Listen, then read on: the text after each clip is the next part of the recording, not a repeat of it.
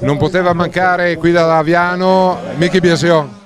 Beh, è bellissimo che si riescano ad abbinare le macchine e i motori a delle manifestazioni di solidarietà, di beneficenza, quindi anche se impegnatissimo in 100.000 attività era giusto venire almeno oggi a salutare e a fare i complimenti ai ragazzi per questa iniziativa. Primo Fassetti. Niente, questa iniziativa è nata anni fa per la solidarietà dei vari, tutti i gruppi che hanno bisogno di raccolta fondi per la ricerca e tutto quello che ci va dietro, e sono stati veramente bravi questi ragazzi a mettere in piedi questa manifestazione ex nova che viene svolta qui a Pordenone, ad Aviano, scusate.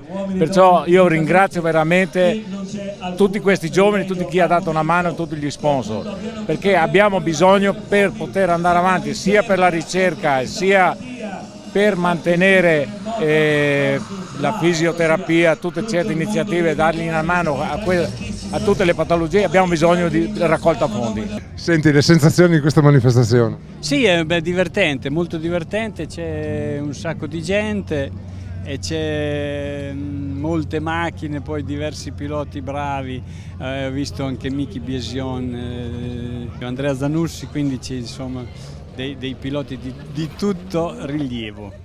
Ma a Casa Rossi, quando spegnete i motori? Questa mi viene così, ma te la devo proprio dire. Guarda, assolutamente hai ragione tu, di rado perché ci piace molto il rally, ci piace molto fare i traversi, sia con le macchine che con le moto. E quindi alla fine i motori ancora, poi hai visto, Valentino non ha intenzione di spegnerli fino a quando nessuno lo sa, fino a quando non si sa, e quindi a Casa Rossi che vadano pure i motori, basterà comprare ancora un po' di benzina e di gasolio, ne abbiamo comprato già tanto.